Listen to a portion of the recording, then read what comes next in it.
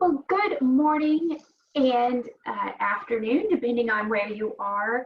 Thank you so much for joining us today for National Farm Health and Safety Week.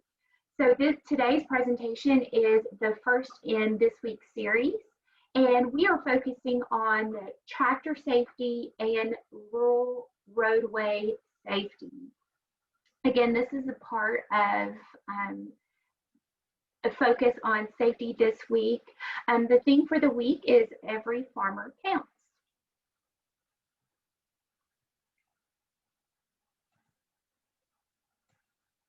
My name is Natalie Gupton, and I am the Director of Business Services and Industry Relations for AgSafe. AgSafe is based out of Modesto, California, and I am out of Louisville, Kentucky. Grew up on a small farm, so hopefully I can provide some information that is relevant for both big and small operations.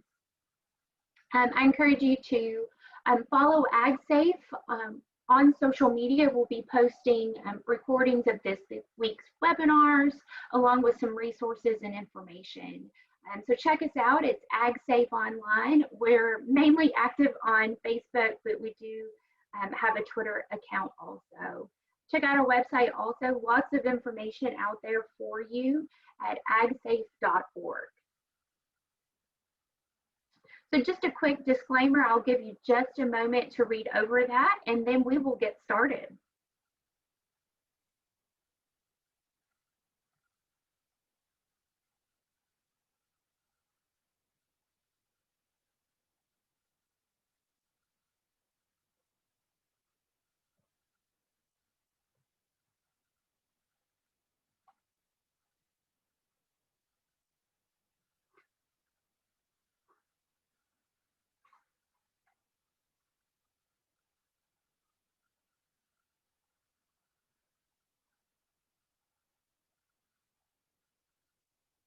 Okay, and feel free to use the chat feature should you have any questions, make any comments, and that is the best way to communicate with me as a presenter today.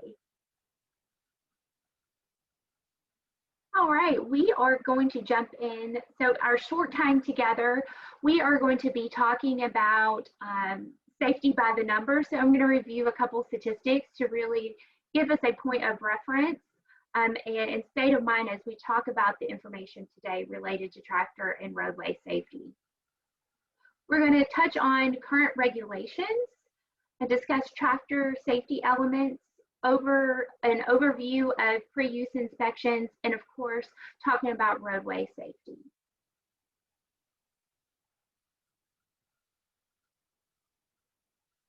Okay, safety by the numbers. Agriculture is one of the most dangerous occupations out there. And we need to keep this in mind whether we're driving a tractor or using a piece of equipment. Current statistics show that 417 farmers and farm workers die each year from a work-related industry. And that fatality rate, it equals 21.4 deaths per 100,000 workers. Each day, about 100 ag workers suffer a lost time work injury. And so that's anything from a broken arm, an amputation, it could be a sprained ankle and they can no longer walk for the day. So meaning that they had to stop what they were doing and have their injury addressed. Additionally, there are 100,000 to 20,000 physician diagnosed pesticide poisonings that occur every year. Again, whether it's equipment or you're using a pesticide or a chemical, ag, we need to keep safety top of mind. And then finally, really bringing home the point of why we need to pay attention to tractor safety is that the number one cause of death for farmers and ag workers are tractor overturns. Again, number one cause of death can be tied back to tractor overturns. And one statistic that I failed to put on the screen is 1 in 10 operators overturn a tractor in his or her lifetime. So the statistics speak for themselves, I believe, that we need to pay attention more when we are using our tractors. And we get into some regulations, and we don't want to be forced into being safe. It should always be top of mind. But certainly, these standards are put into place to protect us, but ultimately helping us make the best decisions. But the one standard that is very specific to agriculture within OSHA is having that rollover protective structure. And going back to those statistics, we can see why that this is actually a regulation now. And that is one of the main regulations that is specific to agriculture outlined by OSHA. But of course, some other codes get in there for the enclosures and such, but ultimately it goes back to that integrity of those enclosures need to act like a rollover protective structure. And I'll refer to it as ROPS, but if you're not familiar, it's that bar that goes over the back of the tractor. So if you were to have an upset and overturn, that bar will protect the operator from ultimately being trapped or squished by the machine. And so that is the main regulation that I do want to point out. And of course, with tractors, there's so many different moving parts. The one that we often think of most when it comes to a tractor is the power takeoff, the PTO, and having that guard there is very important in protecting workers and operators from that piece, is having that guard in place. And 1928-57 speaks to guarding of field equipment. So whether it's your PTO on your tractor or you have your moving parts on your implement. Next, these are a little bit more general, but very much related to tractor safety, is that slow moving emblem. And you are required to have that on any vehicle that goes at least at a maximum of 20 miles per hour, 25 miles per hour, excuse me. Want to point out that many states have very specific regulations related to your slow moving emblem and placement, and when you should have it on the tractor, when you should have it on the implement, when you need it on both, so on and so forth. So depending on where you're located at in the country, be sure to check with your state to ensure that you're in compliance. And again, these are regulations, but they are there to keep you safe. So not the fact that you need to be in compliance, but these things are going to keep you safe. And then lockout, tag out. I'm not going to get into the specifics of that, but I encourage you to check it out because it really will assist you in keeping you and your workers safe when you are providing maintenance and repair to your tractors. And next, I just want to also point out, as far as regulations go, I mentioned that there's only one section, and that was on the previous slide here, that is specific to agriculture, but many things that come in play with agriculture fall under the general duty clause. And that's just providing a safe workplace for you and your employees. So what are responsibilities? I think this is fairly straightforward. If you're just a small farm and it's just you and your son working, responsibilities as it comes to tractor safety is knowing that the operator is responsible for the safe operation of that tractor. Your son can't blame you as the dad if he does something wrong, because the son that messed up or did something improperly, it was because they were in the driver's seat, or the employee.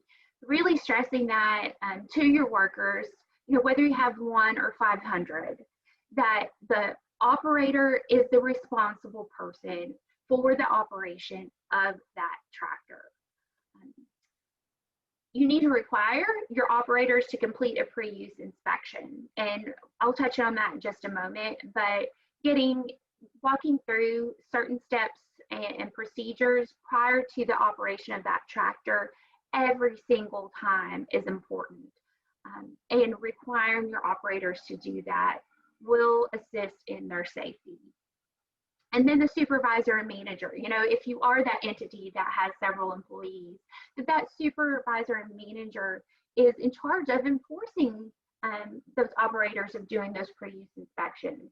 If you're just a individual farmer with a couple family members helping you out, lead by example. You've got to provide the right way to do things, and doing a pre-use inspection is one of those things that you can do and set that example to the people that are working with you.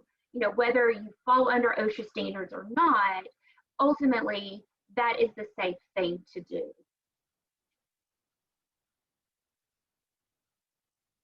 Next, some of the essentials you need for your tractor. You need to require that you have a fire extinguisher. You never know what's going to happen. I mean, I know personally in my family's operation, we know of at least one time that a fire extinguisher was very much needed. And the operator had to actually jump from the cab because the fire had ignited within that tractor. So having that fire extinguisher available, if you're able to handle the fire itself before it gets too large and need professional help. But it's one of those things that will increase your ability to have a safer operation, prevent further injury. Having a horn, horns, depending on what state you're in, could be required that you have your tractor equipped with a horn, especially when you are moving about a roadway. So having your horn in good working order, especially have a lot of blind spots around, and if you're not the only person working on the farm or you're adjacent to other farming operations, that horn is helpful to let others know that you are around. You need to make sure that you have an overhead rollover protective structure. If you have an older tractor model and your work doesn't prohibit you from having a rollover protective structure, there's some options out there. Look to the manufacturer. They may have an updated option for you.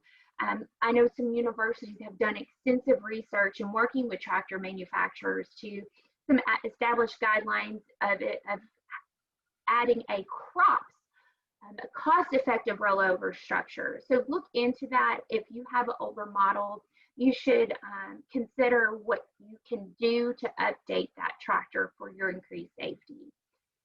Naturally, you've got to have a seat belt. If you have a rollover protective structure, you've got to have a seat belt, because that ROPS is useless if you don't wear your seat belt. Because the point of the ROPS is to keep you in the operator's seat if there was an upset or an overturn, that belt keeps you in place, and the ROPS can do its job of protecting you from being pinned underneath the tractor. Owner's manual, please have one, use it. That operator's manual has so much information in it for the maintenance and upkeep of the tractor, but also for the proper operation. And if you are not operating the tractor as it should, then you're just increasing your chances of an accident. And so that operator's manual is key for safe operation. I'm stating the obvious here, and this slide says, there's a difference between a tractor and an automobile. So if you have first-time tractor operators, or you've been using one for years, keeping in mind that a tractor navigates and drives differently than an automobile. It's 2 to 5 times heavier, depending on what type of tractor you have, what type of automobile you have. It's equipped to do work and carry heavy loads. And then again, depending on the models that you may have large counterweights and wheel weights. So all of these things attribute to the operation of that tractor, how it handles, and what's necessary for the safe operation. If you're using certain implements for carrying certain loads, you may need to equip your tractor with the proper weights to be able to do the work most effectively, but also safely. Tractor's torque. So this is a key element in tractor safety knowledge and operation, and knowing how tractors work and the way that they use the energy to do their work is important. And understanding what tractor torque is also assists in keeping safety top of mind. So a torque occurs when you engage the clutch of a tractor. It results in a twisting force called torque, and this pushes that energy to the rear axle.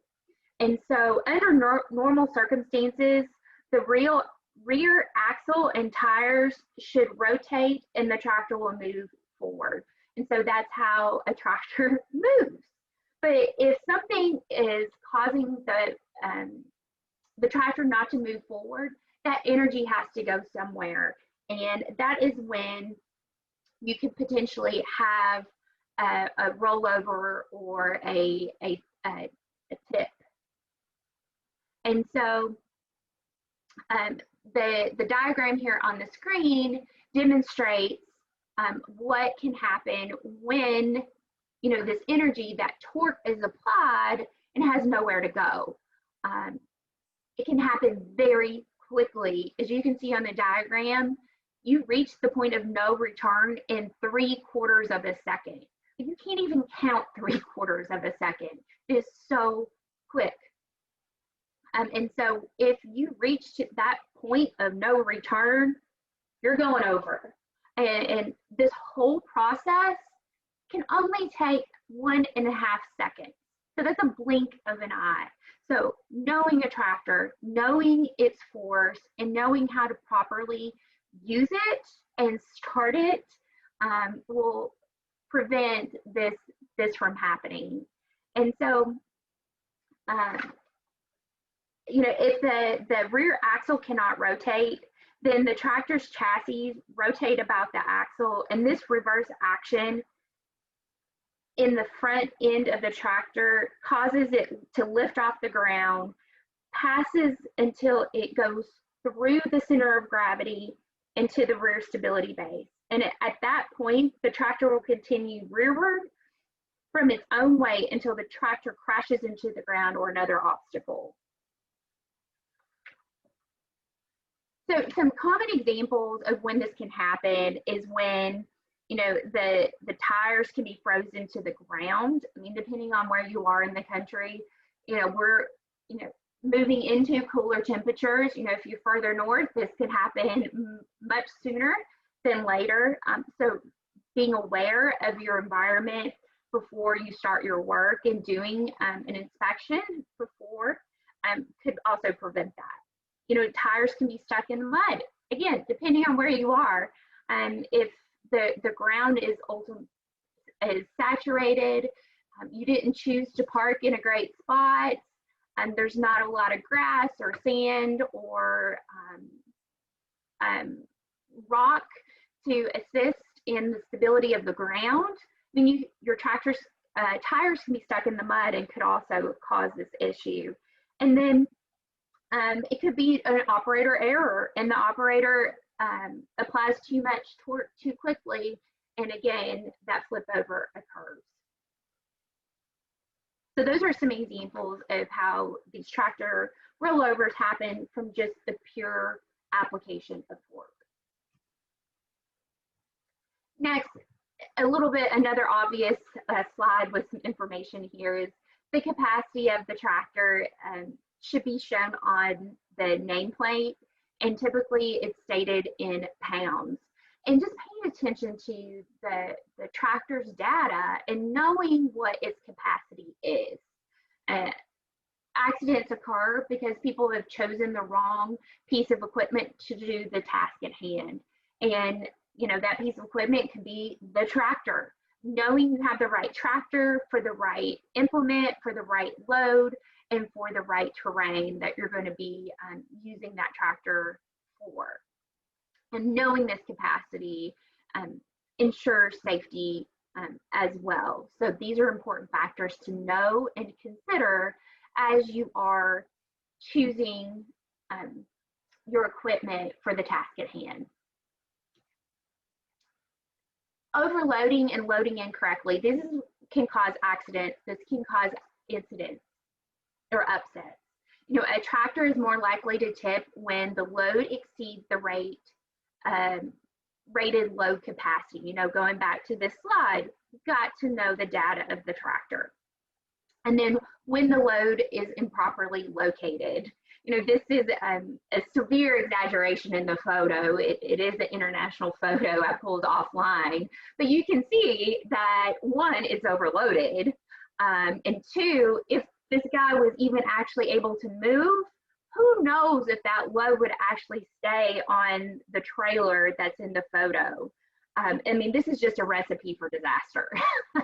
So knowing your tractor's load capacity and loading properly. If you have a front end loader, if you have a wagon, knowing you have the right equipment, again, for the task at hand increases safety. For a tractor, any type of tractor operation, you need to be aware of your surroundings. You need to check the following before you move. You need to know traffic, tractors and other heavy machinery. Are there pedestrians? Are there other workers? Are there any other obstructions? You've got to know the environment that you're going to be working in. If you're moving equipment on the road, or you're moving from field to field, ranch to ranch, farm to farm, you got to know your path. Are you in a more heavily populated area than you used to be? Then you might need to pay attention to the time of day. That you need to wait a little bit later in the morning after rush hour, so to speak. There's going to be more cars on the road. Or do you get up extra early and do it prior to the heavy traffic hours? And again, paying attention at the end of the day when more people are going to be on the road. Always be aware of your work environment. Are there other people working with you that day? Let them know your plans so that you decrease the possibility of you interacting, so to speak, or the opportunity for an accident, because you may not be aware that they're in the field doing a walkthrough when you wanted to spray a pesticide, so to speak. So just thinking of different types of examples there, but being aware of your coworkers, what work they're doing, and where they're going to be. And then any obstructions, that goes for if you're in the field, or if you're, moving from point A to point B on main highway, knowing if there's obstructions, how can you avoid them? If you're on the road, knowing that you have clearance for bridges, for overpasses, power lines, so on and so forth. And just knowing your surroundings, again, whether you're in the field or you're in your barn lot, equipment yard, or on the highway. Doing a site inspection, very important. You need to know your area, and you need to be aware if there's ditches and slopes, clearance issues, are your tractor or your attachments going to come in contact with power lines, and just any hazards that could be there. And you may be thinking, well, seriously, I'm in this field every day. I know it like the back of my hand. I'm in Kentucky. We have a lot of caves, and it is not unusual for a farmer to wake up and have a pond gone because a sinkhole opened up, or there's a massive hole in the middle of their field. I'm not joking, it happens. So there could be some serious changes in your terrain, in your field overnight, and just doing a quick observance of that area, it again is important, increases safety. But also, you know, if you're in a new area, if you just leased a plot of land that you're going to plant on, you need to walk it, know it, realize that there's certain aspects of that property that you need to be aware of if you're using a tractor in that area. Pre-use inspections, actually, along with your registration, I'm going to send you a sample checklist. This is a great way or a great place to start for things to check before you operate a tractor. And, you know, if you're a large farming operation, I suggest you actually do something as intense as the example on the screen. Go through that checklist, make notes. Down at the bottom, it has a place for signature and a supervisor's approval. You know, that's great for large farms, and especially if you're in California, we really recommend you do something that intense. But if it's just you and your family, I'm not saying don't do this, but have a list of things you need to check and think about them and consciously look for them every single day before you operate. You know, you're not going to have you know, an ocean inspector show up to see if you did this, but you ultimately want to be safe and you want your workers to be safe. And so putting this policy or practice in place, whether it's formal and you have a list and you just make a note so you don't forget, or doing it, you know, mentally each day, we recommend that you do something. I talked about the slow moving emblem. Again, this is an example of what that looks like. I'm sure we're all no strangers to it. But again, encouraging you to check out your state regulations because they do vary quite a bit on what is required. But that slow moving emblem is so important when you are moving on the roadway with the public. You know, the do's. So talking about roadway safety. One, you need to make sure that towed equipment is properly secured with a locking hitch pin and safety chain. You need to always lock brake pedals together for road travel. You need to slow down on curves, turns, and when pulling heavy loads. You always want to operate at a safe speed. You know, whether you're on the road or in the field, you need to operate at a speed that you can maintain control. And finally, obey all traffic laws and signs. Because you're in a tractor doesn't allow you to do whatever you want because you have to get your job done and it doesn't matter what everybody else is doing. Oh, that is the farthest thing from the truth. Clearly, you have to obey all traffic laws, but also you've got to be aware of the public. I mean, people are becoming much more removed from the farm and don't understand what it's like to work and drive a tractor. People don't know that the tractors drive differently than a vehicle. They don't know that tractors move very slowly. And so being aware of this and being a defensive driver as much as possible, because again, you're sharing the road with fast moving vehicles, a lot of times, unfortunately, angry people. And so you've got to make the best choices to protect yourself, and speaking to these points with your workers are important as well. And then the don'ts. You don't want to operate farm machinery on the road without a slow moving sign. Because one, it's illegal, but it can be dangerous. Two, ever let the tractor freewheel while traveling down a hill.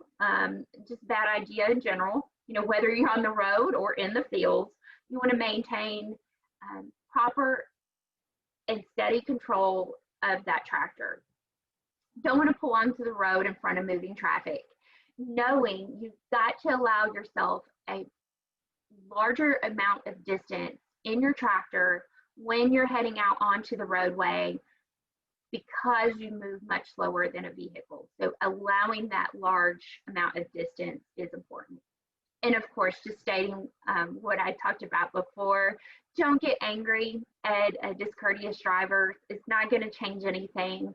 Again, you've got to be defensive and protect yourself because, um, again, you can't control the people in the other cars. And so picking optimal times to travel on roadways are very important. And you know, really, I didn't put it on the slides, but if you're able to have a flagger, even in front and behind you, depending on what type of roadway you're on, it increases safety levels for everyone. And so if you have that option, I encourage you to do so. And with that, with time moved very quickly today, that concludes the information from the webinar today. I thank you for joining. Tomorrow, if you haven't registered, I encourage you to do so. We have two great options. We're discussing COVID. So if you are a California grower, we have a great partnership with the Napa Valley Farm Workers Foundation. And so they're going to assist us with one webinar tomorrow. And then I will continue with navigating COVID-19 issues for small farms. So this is applicable on the federal level. So no matter what state you're in, hopefully that information will be useful for you. And then we have a couple more options throughout the week, and we encourage you to join us. I want to thank the wonderful company for their sponsorship of National Farm and Safety Week in partnership with AgSafe. We appreciate their support. So I hope you check out their company and all their great products. So thank you so much. If you have any questions, I'll stay on for just a moment. Use that chat feature, and I will be following up with that inspection checklist as well. Thank you so much, and have a safe day.